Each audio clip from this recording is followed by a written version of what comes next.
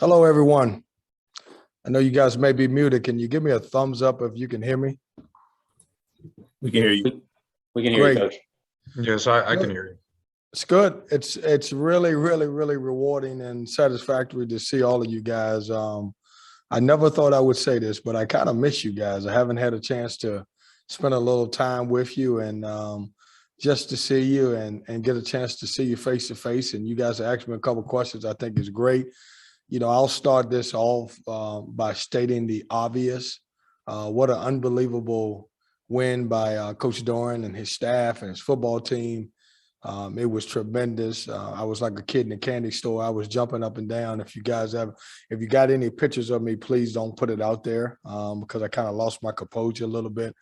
I thought our fan base was tremendous. It's the best environment that I've seen since I've been here going into year 5. And what I would love to say is I know Coach Doran will say this all the time. I know he says it.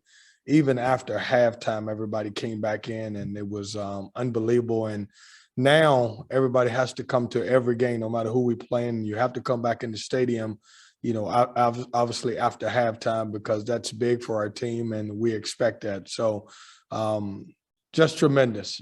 It was great. It was wonderful. And hopefully you guys had a chance to be here. And I really think I saw a couple people run on the floor. I'm on the field and start jumping up and down, but I won't identify names at this moment right now. Basketball. I'm excited. We're trying to get back. The thing that you guys are going to hear from me is we're trying to get back to normal and try to get into some type of routine. As you guys know, last year, everybody's routine was kind of messed up. We didn't have a routine. We didn't know what was going to happen and what wasn't going to happen. Though I'm not claiming that the pandemic is over, because it's not, we still are getting back to some things of being able to be normal. When I walked out of, when I was at PNC and I walked out of the locker room and I would walk on the floor, it was just a different environment. We just didn't have a lot of fans there. Most time it was friends and family. And I'm hoping that we get to the point where, we're selling out PNC as we've done in the past. This program has been a program that's been top 25 since 1999. And because of the pandemic, it kind of hurt us a little bit.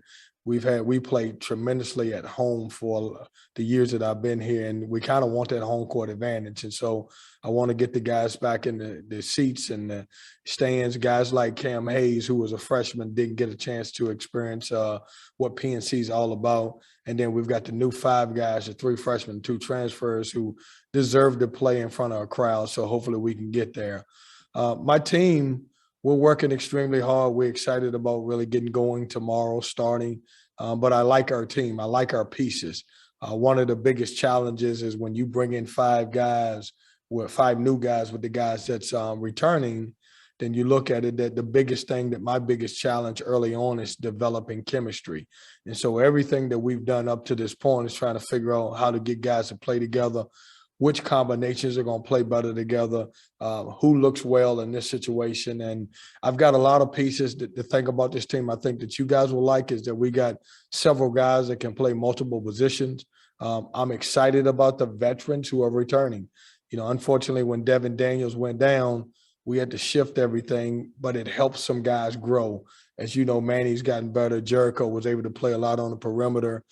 We were able to add C-Ron to the mix, and I thought Cam Hayes had a tremendous freshman year under the circumstances. And then our 3 freshmen are talented. They will play. A couple of those guys you will see in the starting lineup at times. I'm not saying that they're going to start from day one, but they'll make their way in there. And then I love our 2 transfers, Casey Marcel, who is going to be really good in our system, and Greg Gann. And then you add the other guys that's returning and some of those guys who are younger, who didn't play, who have kind of matured over the summer and has gotten better with their basketball and changed their bodies a little bit. Then we've got some great pieces that I got to fit together to be a very good basketball team. So I'll take some questions for you guys and look forward to hearing it. Go ahead, Mike. Good afternoon, Coach. It's very nice to see you too. You made me feel good when we started here today, so thank you, Coach. I wanted to ask you, you touched on the fan base and especially being back at home, but how much are you and your players looking forward to getting in front of those crowds, especially when you talk about ACC basketball, having those crowds be such a big part of the atmosphere and the game experience? Yeah, Mike, I'm excited about that. I know it'll be a little different with an indoor sport. And I will tell you here at NC State, we're going to do everything that we can to make sure that our fans are comfortable and to protect our players and our fans. But I'm excited about that opportunity. This is, as you guys know, we have the most passionate fans in the country. And just to have those guys in the house, I can point to many, many games that we've been able to win just over my years here, where our fans were a big part of that success. And just to have those students, have regular fans, alumni, and everybody in PNC, it's worth 10 points at times. Go ahead, Jonas.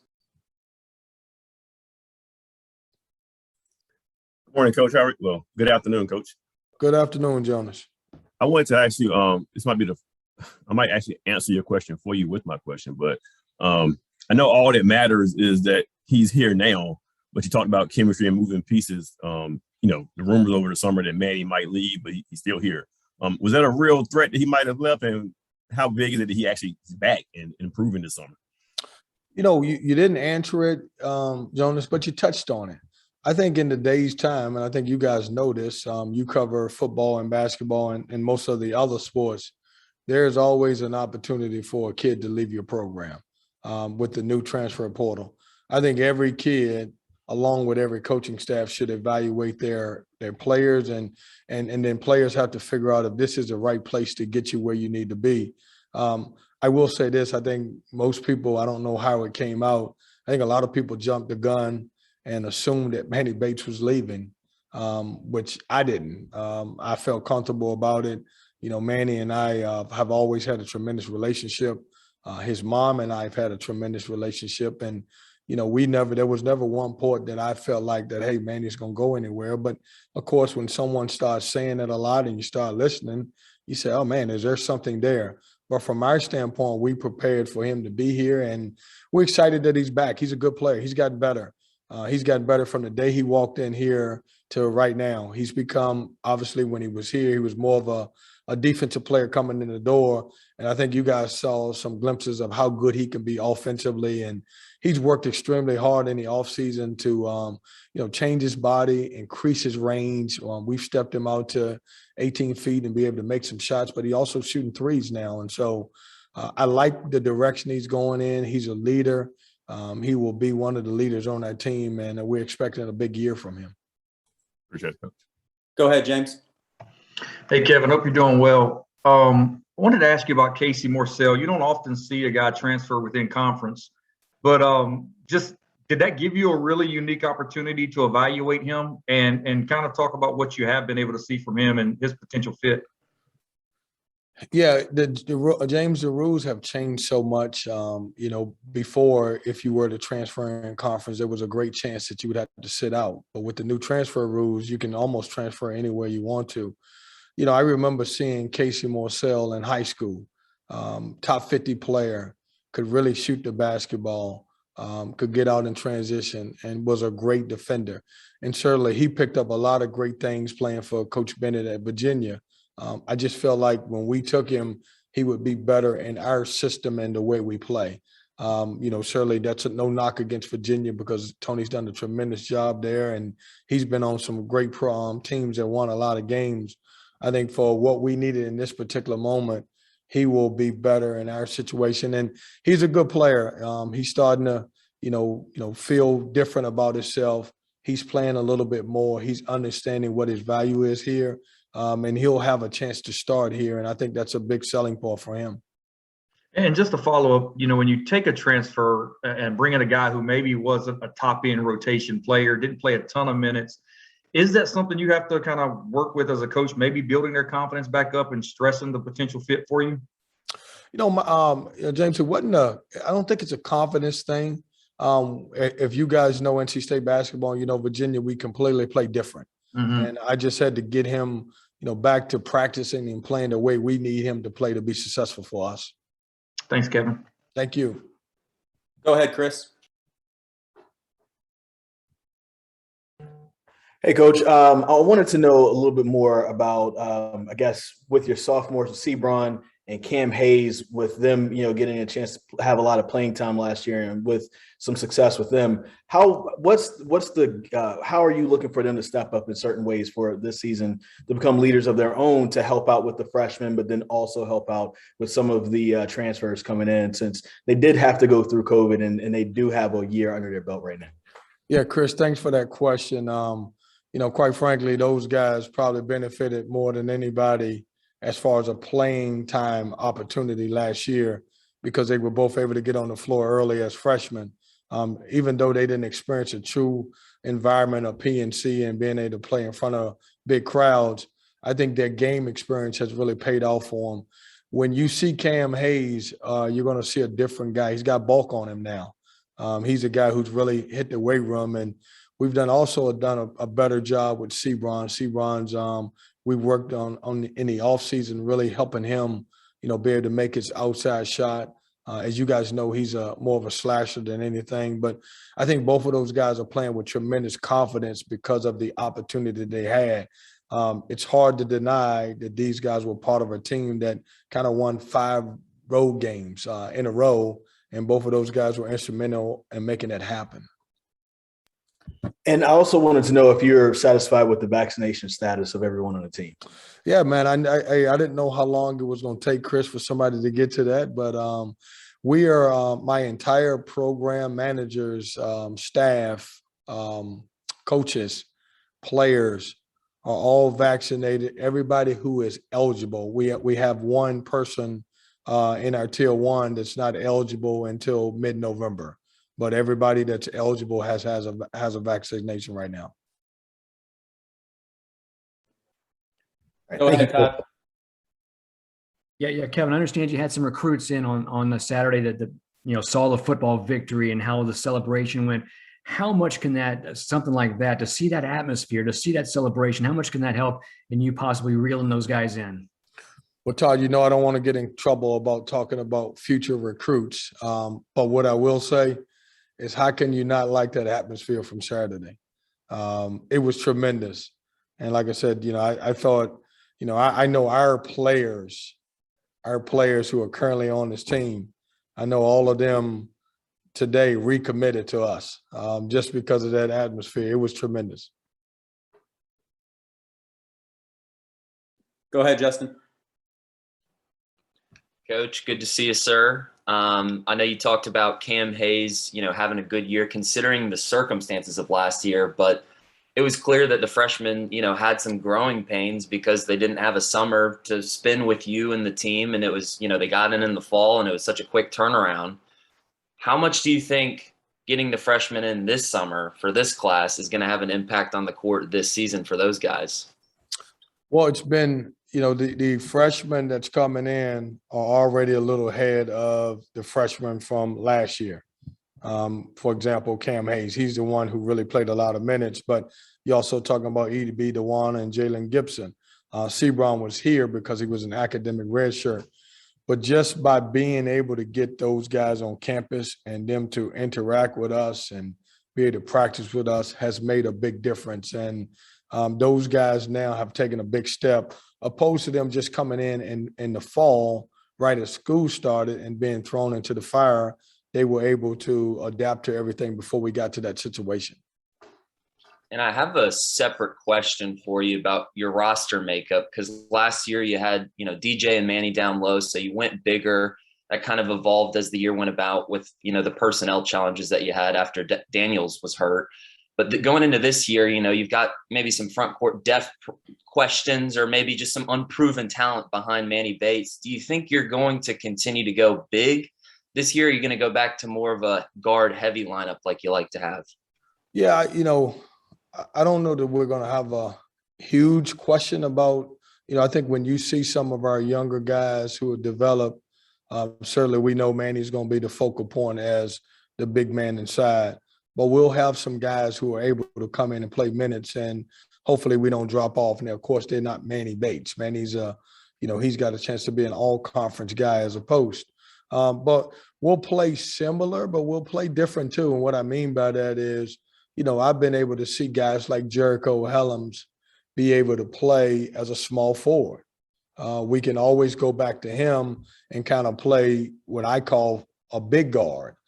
He's no longer considered a four-man in our system. We call them big guards. And so I've got a lot of guys who could play that DJ Funderburg role, but they're big guards. That's Jericho can play it. You got a guy like Greg Gant can play it. You also have Ernest Ross, and then you got a guy like Jalen Gibson.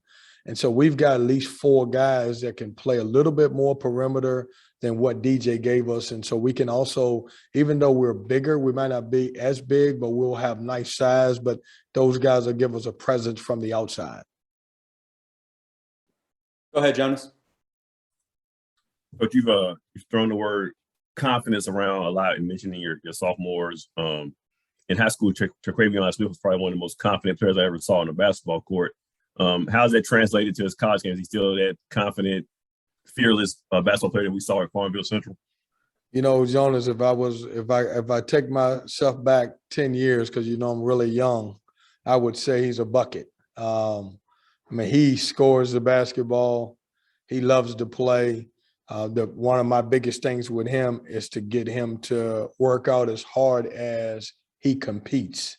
And what I mean by that is if I put somebody in there and I call it a competition, boy, his energy level goes to another level. He's one of the most competitive guys that I know.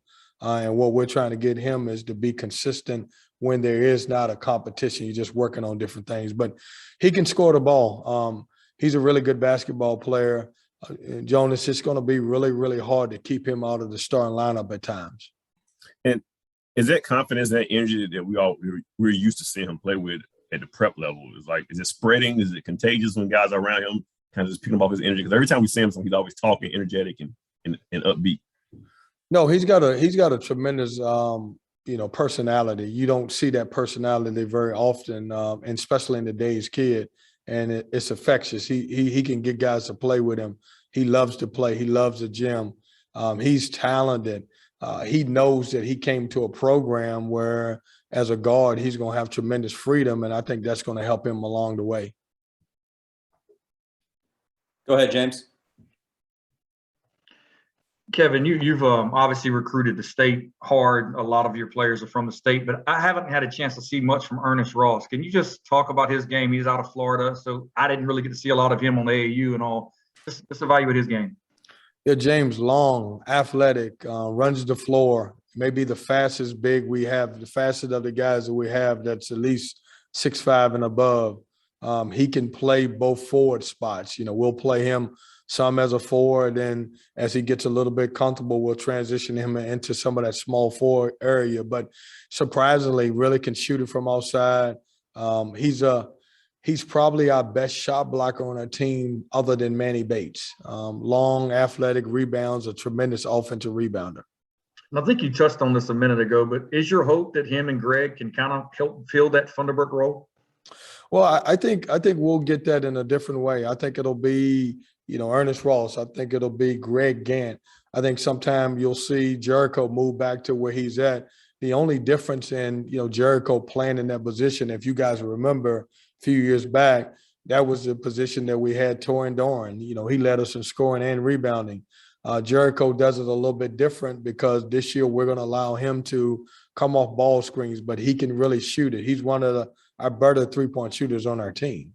And so when you look at those 3 guys and then you add if we have to go a little bit more, if we're going 2 bigs, then you can always add, a guy like Jalen Gibson in there. And honestly, there's times where Manny Bates could play some 4 and we could put an E.B. Dewana in if we needed to. Thank you. All right, last question for Coach. It'll come from Tim Peeler. Hey, Coach, good to see you. Hey, Tim. You came here knowing that you would be recruiting against and playing against 2 Hall of Fame coaches, and things are just a little bit different now with Roy's resignation, the last year of Coach K. Can you talk a little bit about how things might have changed for you, your reception, how people see or feel about you now that you're getting ready not too long from now to being the dean of Triangle coaches?